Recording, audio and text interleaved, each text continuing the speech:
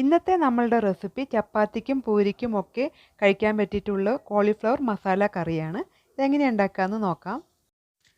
ചൂടായിക്കൊണ്ടിരിക്കുന്ന വെള്ളത്തിലേക്ക് നമുക്ക് ഒരു അര കപ്പ് മട്ടർ, പച്ച മട്ടറാണ് കേട്ടോ, അത് നമുക്ക് ഈ വെള്ളത്തിലേക്ക് ചേർത്ത് കൊടുത്തിട്ട് 1 മിനിറ്റ് ഒന്ന് തിളപ്പിച്ച ശേഷം നമുക്കതിനെ ഒന്ന് കോരിയെടുക്കാം. ഫ്രഷ് ആയിട്ടുള്ള മട്ടറായ കാരണം നമുക്ക് 1 മിനിറ്റ് ഒന്ന് തിളപ്പിക്കുമ്പോൾ തന്നെ അത് വെന്ത് കിട്ടും കേട്ടോ. ഇനി നമുക്കിതിനെയൊക്കെ കോരിയിട്ട് മാറ്റി വയ്ക്കാം.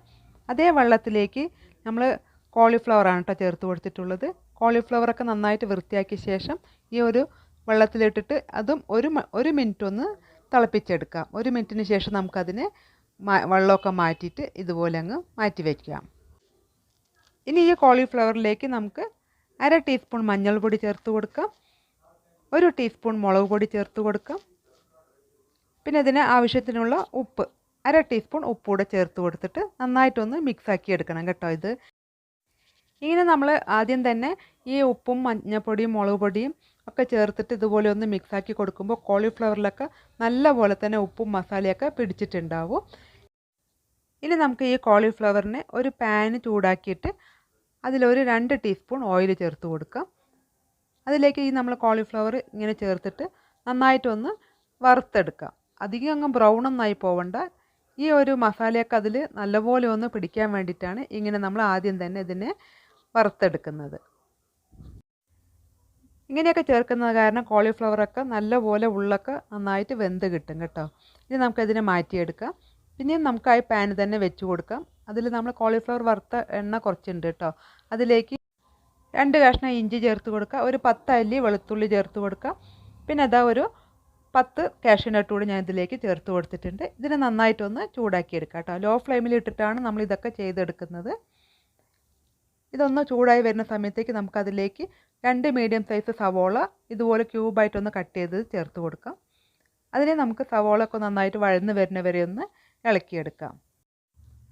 ഇപ്പോൾ അത് സവോളയൊക്കെ ഒന്ന് വാടി വന്നിട്ടുണ്ട്. ഇനി നമുക്കതിലേക്ക് 2 തക്കാളി ഇതുപോലെ വലിയ പീസുകളായി കട്ട് ചെയ്തിട്ട് ചേർത്ത് കൊടുക്കാം. തക്കാളി ഒന്ന് ചെറുതായിട്ടൊന്ന് വെന്ത് വരുന്നവരെ ഒന്ന് നമുക്ക് വഴറ്റിയെടുക്കാം. അങ്ങനെ ഇതാ നമ്മളുടെ തക്കാളിയൊക്കെ നന്നായിട്ട് വെന്തിട്ടുണ്ട് കേട്ടോ. അങ്ങനെ ഉടഞ്ഞൊന്നും പോവണ്ട, ഇതുപോലെ ഒന്ന് വെന്ത് കിട്ടിയാൽ മാത്രം മതി. ഇനി നമുക്കിതിനെ നല്ലപോലെ ഒന്ന് ചൂടാറാനായിട്ട് വെയിറ്റ് ചെയ്യാം. ചൂടാറിയ ശേഷം നമുക്കിതിനെ അരച്ചെടുക്കണം. അതേ പാന് തന്നെയാണ് ഞാനിവിടെ വെച്ച് കൊടുത്തിട്ടുള്ളത്. അതിലേക്ക് 2 ടീസ്പൂൺ ഓയിൽ കൂടി ചേർത്ത് കൊടുക്കാം. പിന്നെ അതാ ഒരു ബേ ലീഫ് ചേർക്കാം. പിന്നെ നമ്മൾ അര ടീസ്പൂൺ നല്ല ജീരകം കേട്ടോ, അതും കൂടി ചേർത്തിട്ട് ഒന്ന് പൊട്ടിച്ച് കൊടുക്കാം. ലോ ഫ്ലെയിമിൽ തന്നെ ഇട്ട ശേഷം അതിലേക്ക് അര ടീസ്പൂൺ മഞ്ഞൾപ്പൊടി ചേർത്ത് കൊടുക്കാം, 1 ടീസ്പൂൺ മുളക് പൊടി ചേർക്കാം. ഈ സമയത്ത് മുളക് പൊടി ചേർക്കുമ്പോൾ നല്ലൊരു കറിക്ക് റെഡ് കളർ കിട്ടും കേട്ടോ. പിന്നെ ഞാൻ 1 ടീസ്പൂൺ നല്ല എരിവുള്ള മുളക് പൊടി കൂടി ചേർത്ത് കൊടുത്തിട്ടുണ്ട്. പിന്നെ 2 ടീസ്പൂൺ മല്ലിപ്പൊടി അതും കൂടി ചേർത്തിട്ട് നന്നായിട്ടൊന്ന് ഇളക്കി കൊടുക്കുക. ഇത് നമ്മൾ അരച്ചെടുത്തിട്ടുള്ള മസാലയില്ലേ, അതും ഇതിലേക്ക് അങ്ങ് ചേർത്ത് കൊടുക്കാം. ഈ മസാല നമ്മൾ ആദ്യം തന്നെ വഴറ്റിയിട്ടാണ് ഒക്കെ അരച്ചിട്ടുള്ളത്. അപ്പോൾ അത് കാരണം പച്ച സ്മെല്ലൊന്നും അത്രയും ഉണ്ടാവില്ല. എന്നാലും നമുക്കിതുപോലെ ഒന്ന് ഇളക്കിയ ശേഷം അടപ്പ് കൊണ്ട് അടച്ചിട്ട് 1 മിനിറ്റ് ഒന്ന് നമുക്കിതിനെ കുക്ക് ചെയ്തെടുക്കാം കേട്ടോ. 1 മിനിറ്റിന് ശേഷം നമുക്കതിനെ തുറന്ന് നോക്കാം. കറിക്ക് നല്ലൊരു കളറൊക്കെ വന്നിട്ടുണ്ട്. ഇവിടെ നമുക്ക് വീണ്ടും ചെറുതായിട്ടൊന്ന് ഇളക്കി കൊടുക്കുക. ഇനി നമുക്ക് കറിക്ക് ആവശ്യമുള്ള വെള്ളം കൂടി ഇതിലേക്ക് ചേർക്കണം കേട്ടോ.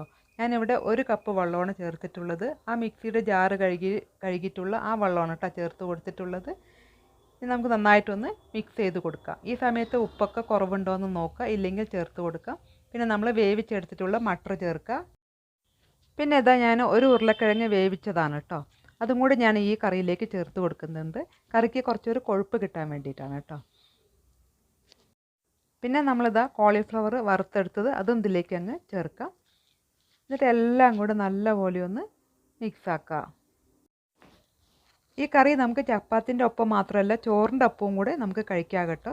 ഇനി നമുക്ക് ഈ മസാലയൊക്കെ ഇതിലെല്ലാം കൂടി ചേർന്ന് പിടിക്കാനായിട്ട് നമുക്ക് വീണ്ടും ഇതിനെ അടപ്പ് കൊണ്ട് അടച്ചിട്ട് 10 മിനിറ്റ് ലോ ഫ്ലെയിമിൽ ഇട്ട് കൊടുക്കുക. ഇത് കുക്കായി വരുന്ന നേരം കൊണ്ട് നമുക്ക് ചപ്പാത്തിയൊക്കെ ഉണ്ടാക്കിയെടുക്കാം കേട്ടോ. അങ്ങനെ ഇതാ 10 മിനിറ്റ് കഴിഞ്ഞിട്ടുണ്ട്. നമ്മളുടെ കറിയെല്ലാം നല്ലപോലെ വെന്തിട്ടുണ്ട്, അതിൻ്റെ എണ്ണയെല്ലാം തെളിഞ്ഞ് വന്നിട്ടുണ്ട് കേട്ടോ. ഇനി നമുക്ക് അതിലേക്ക് 1 ടീസ്പൂൺ നല്ല വറുത്ത് പൊടിച്ചിട്ടുള്ള ജീരകപ്പൊടിയും 1/4 ടീസ്പൂൺ ഗരം മസാലയും കൂടി ഞാൻ ചേർത്ത് കൊടുത്തിട്ടുണ്ട്. വീണ്ടും നന്നായിട്ടൊന്ന് മിക്സ് ആക്കുക. ഇനി നമുക്കതിന് കുറച്ച് കസൂരി മേത്തി കൂടി ചേർത്ത് കൊടുക്കുന്നുണ്ട് കേട്ടോ. ഇതുണ്ടെങ്കിൽ ചേർത്ത് കൊടുക്കാം, ഇല്ലെങ്കിൽ ഒഴിവാക്കാം കേട്ടോ. ഇത് നന്നായിട്ട് പൊടിച്ചിട്ട് ഇതുപോലെ അങ്ങ് ഫുള്ളായിട്ട് മേലേക്ക് ഇങ്ങനെ ചേർത്ത് കൊടുക്കാം. അത്രയേ ഉള്ളൂ. നമ്മുടെ കറി ഇവിടെ റെഡി ആയിട്ടുണ്ട്. കുറച്ച് മല്ലിയില കൂടെ ഇട്ട് കൊടുത്തിട്ട് കറി ഓഫാക്കി കൊടുക്കാം. ഇന്നത്തെ ഞങ്ങളുടെ ബ്രേക്ക്ഫാസ്റ്റ് അടിപൊളിയല്ലേ? ഞങ്ങളിതൊക്കെ ഒന്ന് കഴിക്കട്ടെ കേട്ടോ. ഈ വീഡിയോ ഇഷ്ടപ്പെട്ടാൽ ഒന്ന് ലൈക്ക് ചെയ്യുക.